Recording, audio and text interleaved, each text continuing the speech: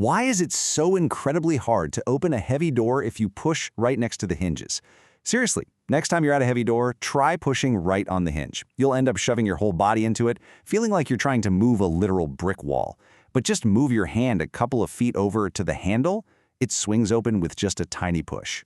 This everyday, kind of frustrating phenomenon, it perfectly illustrates a massive, fundamental principle of rotational physics. It turns out moving something in a circle isn't just about how hard you push, it's about exactly where and how you push. Today, we're going to decode exactly why this happens. By the end of this explainer, you're going to master the concept of torque. We'll break down the exact mathematical formula behind it, and more importantly, you'll learn how to apply what's called the second condition for equilibrium to balance pretty much any rotational system out there. You're going to have the exact mathematical tools you need to solve real-world statics problems. So let's build up our physical intuition. Think back to that heavy door. Whether you successfully open it or not actually comes down to three very distinct factors. Number one is the obvious one, your force. Literally, how hard are you pushing? Number two is where you push. This is your distance from the hinges or the pivot point. Pushing near the handle gives you a nice big distance. And number three is the angle or the direction you push. Instinctively, you know to push straight into the door, totally perpendicular to it.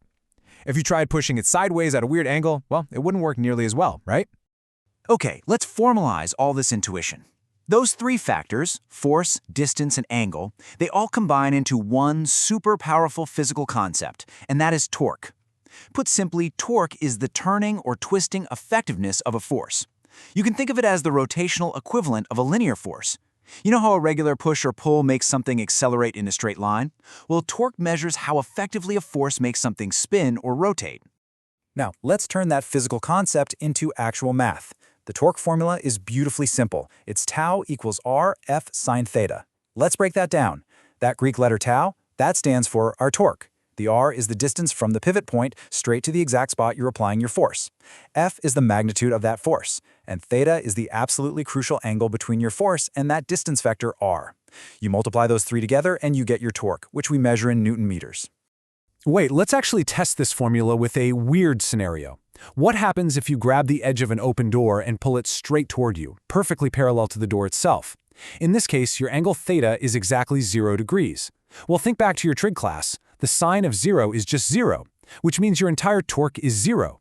You could pull with all your might, but the force is just pulling on the hinges. You're getting absolutely 0 rotation. Let's connect this to real life, because mechanics use this trick all the time.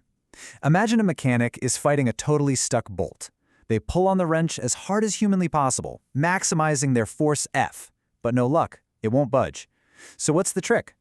They slide a long, heavy metal pipe over the handle of the wrench. By doing this, they're artificially increasing R, that perpendicular distance from the pivot. A bigger R means way more turning effectiveness, even if they aren't pushing a single ounce harder. Okay, before we move on to actually balancing rotational systems, we've got to lay down some quick ground rules about direction.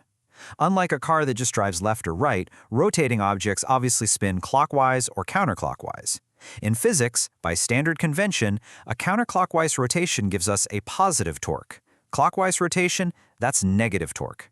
Lock those signs in your head because they are absolutely essential for what we're about to do next. And here is the big, this is important moment of the whole explainer. The net external torque on a system must be 0. This is known as the second condition for equilibrium. Think about it like this. An object sitting still on a table needs all its linear pushes and pulls to perfectly cancel out. Well, an object that isn't rotating needs all of its clockwise and counterclockwise torques to perfectly cancel each other out to 0 too. Let's see exactly how this plays out in the real world. Let's make this concrete with a classic problem. Picture a seesaw at a playground. On one side, we have a lighter kid, about 26 kilograms, sitting 1.6 meters away from the middle pivot point. On the other side, we have a heavier kid, 32 kilograms. So, where does this heavier kid need to sit to make the seesaw balance perfectly flat? Instinctively, we all kind of know the heavier kid has to scoot closer to the middle, right? But now we're actually going to prove it mathematically. Let's walk through the math step by step. Step 1. Identify the forces. The pivot point in the middle pushes up, but since its distance r is 0, it creates 0 torque, so we ignore it. That just leaves the gravitational weight of the two kids pulling down. Step 2. We apply that second condition for equilibrium and set our net torque to 0. Step 3, this means the counterclockwise torque from the lighter kid absolutely must equal the clockwise torque from the heavier kid. So we set it up. R1 times mass 1 times gravity equals R2 times mass 2 times gravity. And look at step 4. Gravity is on both sides, so it just cancels right out. We simply plug in our numbers and divide to find that missing distance, R2. Do the math, and boom, the answer is 1.30 meters. Just like our gut told us, the 32-kilogram child has to sit exactly 1.3 meters from the pivot to balance out the lighter child who's sitting further back at 1.6 meters. Our mathematical model hits the nail on the head. A heavier mass requires a shorter lever arm if you want it to create the exact same amount of twisting force.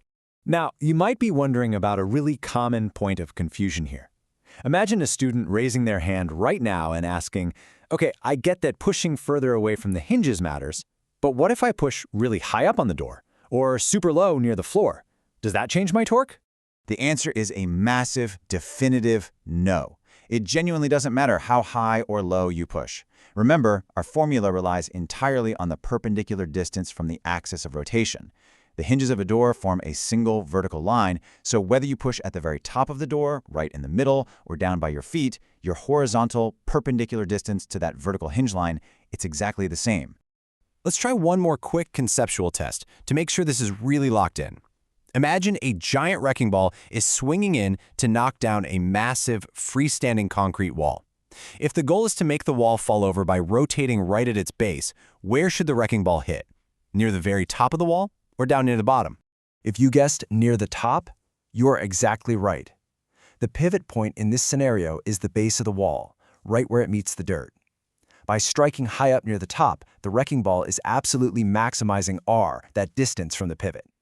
Max distance means max torque, which applies the most turning effectiveness possible to topple that whole thing over. If it hit the bottom, it's just pushing right into the pivot. You get pretty much zero torque. All right, let's bring it all together. Here are your 3 absolutely crucial takeaways from today's explainer. First, torque is the rotational equivalent of force, and it depends on 3 things: how hard you push, how far away from the pivot you push, and the angle of that push. Second, our math convention dictates that counterclockwise rotation is positive and clockwise is negative. And third, for any system to stay balanced in perfect equilibrium, all of those torques must sum up to exactly 0. Before we go, I've got a fun hands-on take-home challenge from our source material for you to actually try out. Grab some modeling clay, mash it onto a table, and balance a ruler perfectly on top of it so it looks like a mini seesaw. Take 1 penny and place it exactly 8 centimeters away from the center pivot. Now, using the torque concepts we just went over, figure out exactly where you need to place a stack of 2 pennies on the opposite side to get the ruler perfectly balanced again.